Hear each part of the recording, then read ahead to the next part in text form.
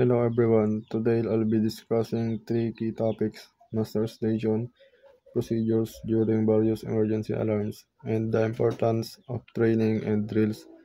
Let's dive into each of these. Muster station. A muster station is a designated area on the ship where crew and passengers must gather during emergencies. It is critical point for roll calls, receiving safety instructions, and distributing life-saving equipment such as a life jacket. Knowing your muster station ensure order and safety during emergencies. Emergency procedures. Fire alarm. When the fire alarm sounds, stay calm, proceed to your muster station, and follow firefighting procedures.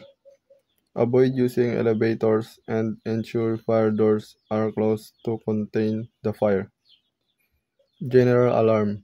This signals a ship-wide emergency.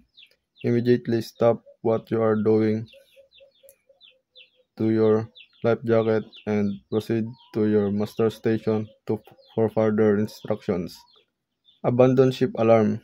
If abandon ship is necessary, the alarm will sound in a distinct pattern. Quickly grab your emergency gear, head to the lifeboat stations, and wait for instruction from the officers. Man overboard signal. This is marked by three long blasts of the ship's whistle. Immediate action involves deploying a life ring and keeping the person in sight while alerting the crew to initiate rescue operations. CO2 alarm.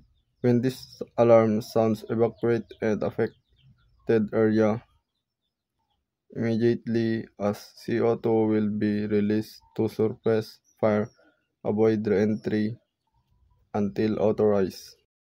Engineer's call.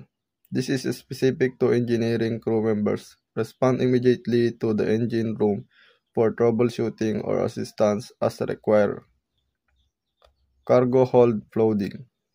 If flooding occurs, close watertight doors, monitor the affected area, and take measures to stop further water's ingress. Report to the bridge for additional instructions. Pollution prevention. In case of spills, use containment measures to prevent the pollution from spreading. Notify the officers in charge and follow MARPOL guidelines. Engine room flooding. If flooding occurs in the engine room, activate the bilge pump, secure machinery, and close watertight doors. Report the incident promptly for coordinate actions. Importance of training and drills. Training and drills are essential for ship safety. They ensure that all crew members are familiar with emergency procedures, reducing panic and improving response times.